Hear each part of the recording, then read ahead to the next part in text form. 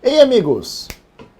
Professor Elmassa aqui, trazendo para vocês essa palestra gratuita a respeito desse livro que vocês estão adquirindo. Eu estou gravando essa aula aqui para vocês como um bônus desse livro.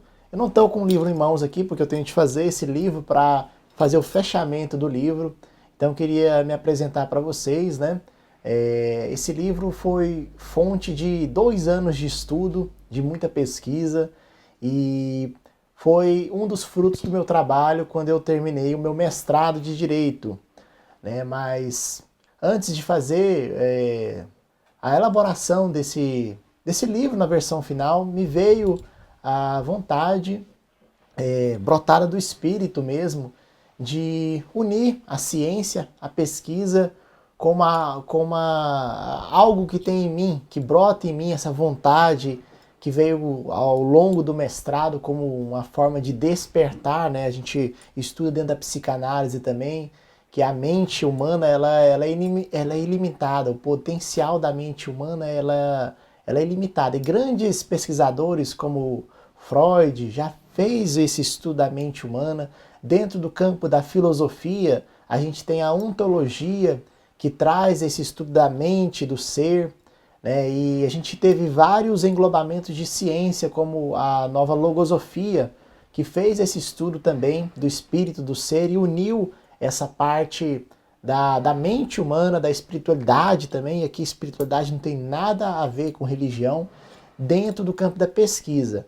Então eu tive essa coragem de tentar trazer nesse livro esses dois campos da pesquisa científica junto com a parte da conscientização, né, da consciência, que essa consciência advém após um despertar, uma mudança de consciência.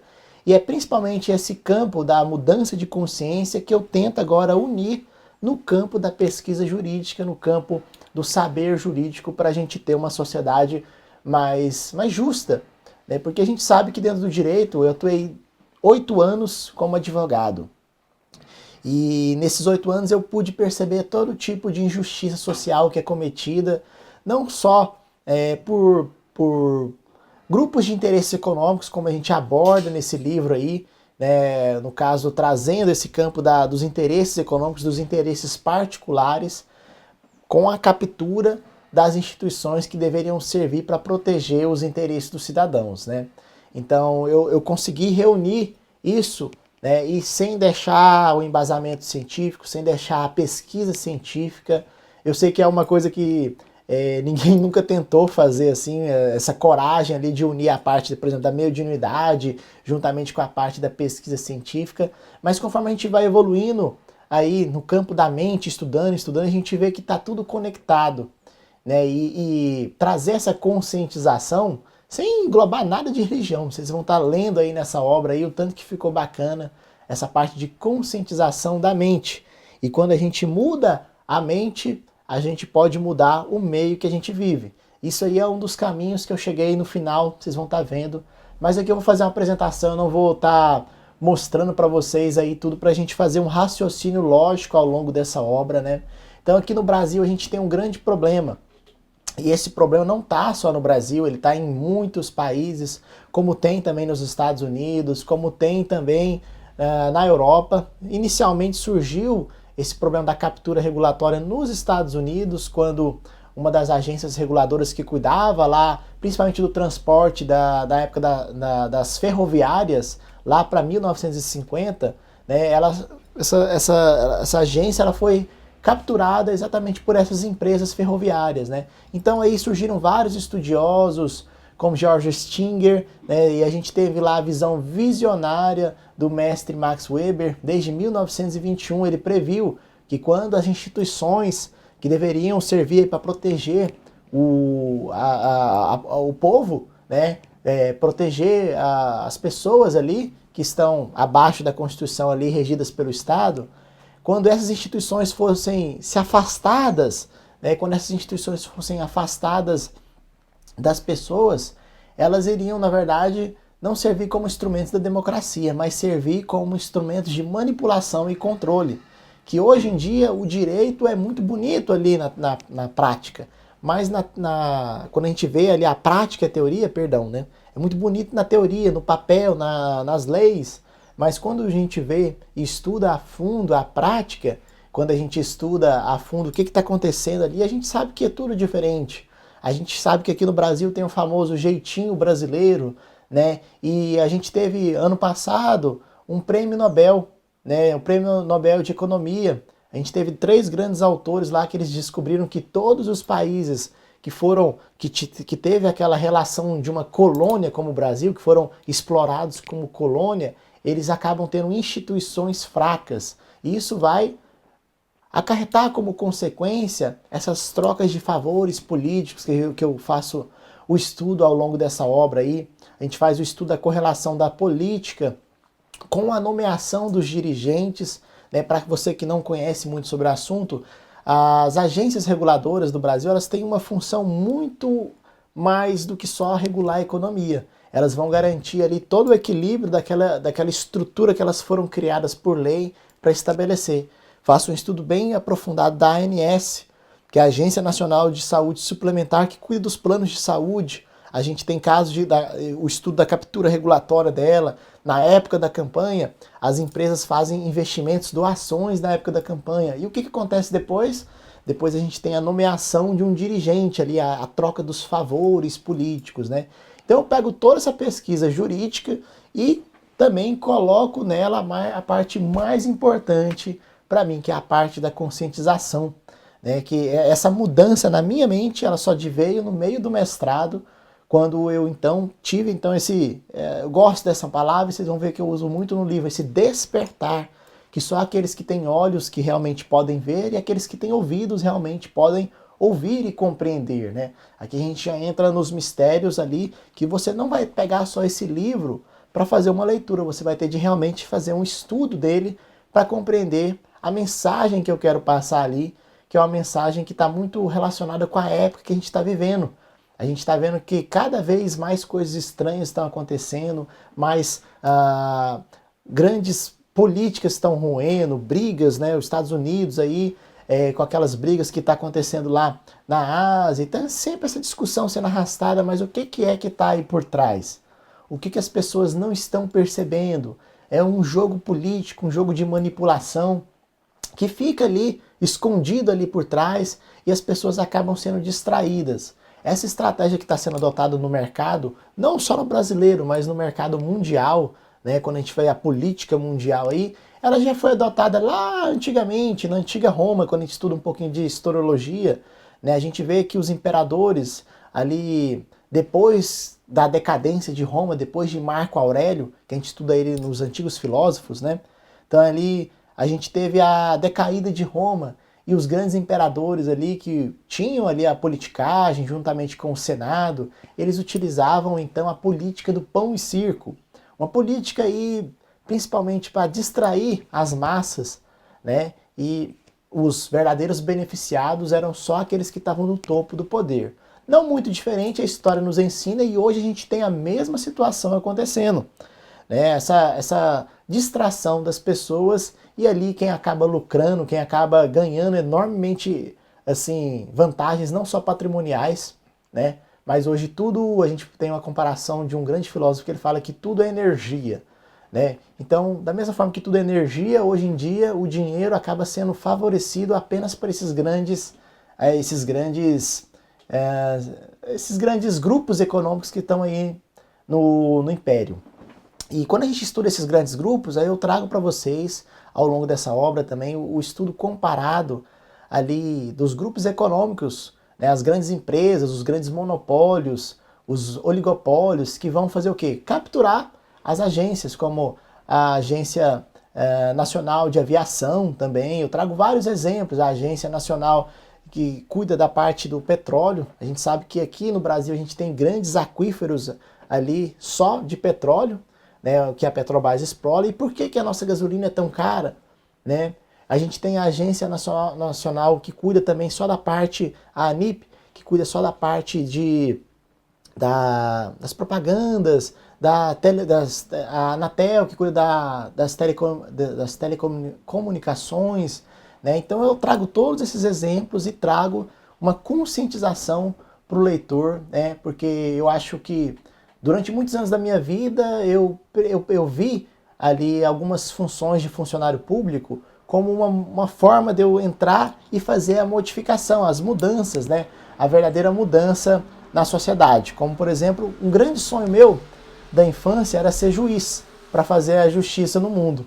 Só que a minha mãe, né, Maria Fortunato, nessa vida, ela foi juíza. E ao longo, após ela aposentar, em conversa com ela, eu percebi que ela teve uma vida frustrada, exatamente por conta da captura. Com um grande amigo meu, Amélio Alves, ele no estudo que ele fez também ao longo do mestrado, ele pôde perceber também que a mesma captura regulatória que existe das agências reguladoras, ela também existe também da máquina judiciária. Né? A gente vê hoje aí como todas as decisões dos juízes de primeiro grau, quando vão subir no segundo grau, aí vai para o STJ, depois para o STF, elas acabam sendo reformadas. E vocês acreditem ou não, aí por trás dessas reformas judiciárias, né, tem muito dinheiro envolvido, tem muita propina envolvida também, que não é identificada. Então essa corrupção ela está estruturada em todas as áreas, no executivo, no legislativo, no judiciário. Por isso que eu trato desse problema no livro como um problema estrutural. E resolver um problema estrutural como esse é um trabalho hercúleo, como foi escrever esse livro, né? Identificar todos os problemas. Ao longo do livro, então, eu vou elaborar e estudar com vocês essa forma que a gente poderia resolver essa captura regulatória, mas eu trago isso como conscientização, porque da mesma forma que tem esses problemas no nosso governo, esses problemas estão dentro de nós mesmos também. Tudo aquilo que tem de problema em uma sociedade é reflexo desse problema dentro do seu próprio povo, e assim dentro de nós mesmos como indivíduos que nós somos, né? Como se diz, como se fosse um câncer, né? E o câncer dentro de um corpo humano, ele inicia-se com apenas uma célula, que vai contaminando todo o sistema. Basta apenas, já dizia grandes filósofos e sabedorias, basta apenas uma maçã podre para que se corrompa toda uma cesta de frutas, né? Da mesma forma, esse problema estrutural aí da captura regulatória. Então, além de estudar todo esse problema, a gente faz o estudo do porquê que as agências reguladoras são importantes no nosso atual sistema e como esse sistema não funciona realmente. É uma coisa só teórica, porque ali na prática é tudo diferente.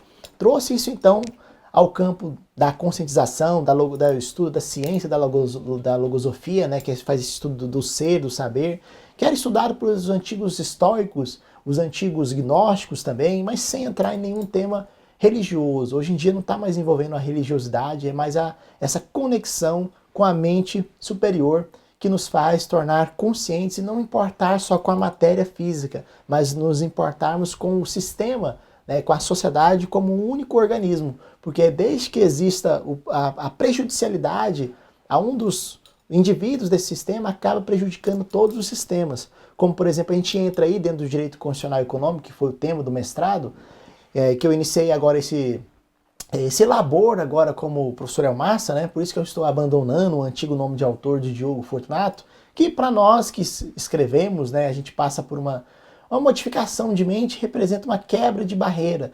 Da mesma forma que as mulheres, quando querem fazer uma grande representação em si, né, modificar a mente delas e demonstrar isso para as pessoas, mudam o cabelo, os homens mudam a barba. Da mesma forma, os autores mudam de nome, usam codinomes, usam pseudônimos, né? Então seria esse intuito, né, de representar uma mudança interna em mim, que eu quero que haja também essa representação. Né? Por isso aí o meu nome é Elmassa Solaun Or-E, que carrega consigo também, para aqueles que são despertos, uma grande mensagem, que só aqueles que podem ouvir e podem ver vão compreender, trazendo aí a minha herança genética de outras vidas, aí que agora após uma maior conscientização e um maior treino da mente, a gente pode então conseguir alcançar. Já dizia um grande mestre que viveu entre nós, Dr. Celso Charuni também, que ele falava que o meio, o homem não é moldado pelo meio, o meio que molda o homem. Então é dentro desse campo, né, e trazendo também sempre essas visões dos antigos mestres, como Helena Blavatsky, como Samael Aun Weor, como Levi, né, Litas Levi também, e vários outros grandes autores que viveram entre nós, tentaram trazer a pesquisa aí dessa parte dos arquétipos, dessa parte da mente humana que afeta toda a sociedade. E agora eu quero trazer tudo isso para dentro da pesquisa científica, quero trazer tudo isso para dentro do estudo da ciência mesmo, e como outras grandes ciências que já foram fundadas, né? Aqui tem alguns livros aqui atrás de Raul Sol, né? Então, que fundou a logosofia, mostrando que é possível fundir isso, e essa maior conscientização que começa com todos nós que lemos um livro, que vemos um vídeo como esse aqui, é através dessa modificação de mente que a gente pode, como vocês vão estar vendo nesse livro, né, como no caso de uma agência nacional que foi capturada e a sociedade que foi lá pressionando o governo, pressionando através das instituições como da OAB, também do Ministério Público Federal, que houve então a liberação da captura. Mas eu vou deixar isso aí de curiosidade para vocês lerem ao longo dessa obra e trago esse livro para vocês aí com essa nova perspectiva e como uma forma de contribuição também a toda a sociedade. Deixo aqui registrado também nesse vídeo e deixei no livro também que esse livro, como eu fazia nas outras vidas, eu também não preciso falar quem eu sou. Conhecereis a árvore pelos seus frutos e não, né, pelos ramos. A árvore dá bons frutos, os frutos vão dar resultados, sem importar com nenhum valor financeiro. E por isso que eu deixo registrado nesse vídeo, como deixei também em outras vidas, que eu abdico de todos os meus direitos autorais após a minha morte, né, e que nenhum herdeiro meu, né, tem então os direitos aí, os direitos autorais. Os direitos autorais estão livres aí de reprodução após a minha morte, apenas que essas obras aí sejam então levadas ao público, né? Então vou sempre continuar abdicando e sempre abdicarei dos meus direitos autorais em prol da sociedade, porque tudo que vem do coração deve ser entregue assim. E essa maior conscientização traz isso para as pessoas, né? Que a gente não deve preocupar só com o material, né? E aí trazendo um pouco da filosofia, e quando a gente se preocupa com essa mente, tudo material volta para a gente, porque a gente não deve preocupar com o ter em primeiro plano, como ensina aí muitas escolas, como ensina muitos locais aí, da gente preocupar só com ter, o ter, o ter. Você preocupando com o ser, você cuidando da sua mente, você cuidando das suas habilidades, adquirindo uma maior intelectualidade, mas não levando isso só para o intelecto, mas trazendo para o sentir, para o coração, tudo ademais advém no tempo certo. Essa é a minha mensagem final para vocês. Eu sou o professor Elmassa, Sol A1-E, e eu vou continuar trazendo esses livros para vocês de consciência, da mente, do estudo da mente, trazendo para o campo da espiritualidade e continuando então o antigo movimento que já foi fundado por grandes seres, como o movimento cristão universal e outros tantos seres que viveram entre nós, que tentaram trazer então uma grande mudança na sociedade, mas que não foram ouvidos. Então tentarem nessa vida aí levar isso através da pesquisa científica, né? Mas é que isso, de todo jeito, como se diziam os antigos, né? Os intelectuais ali que não querem que as pessoas acordem, que querem que as pessoas continuem adormecidas nesses jogos aí, podem fazer de uma pulga um cavalo e de um cavalo uma pulga. Dessa forma, então, isso é para os poucos que sabem ouvir, e é esses poucos que fazem esse chamado de uma revolução, que começa com cada um, pois para o mal prevalecer, basta apenas um justo que se calou.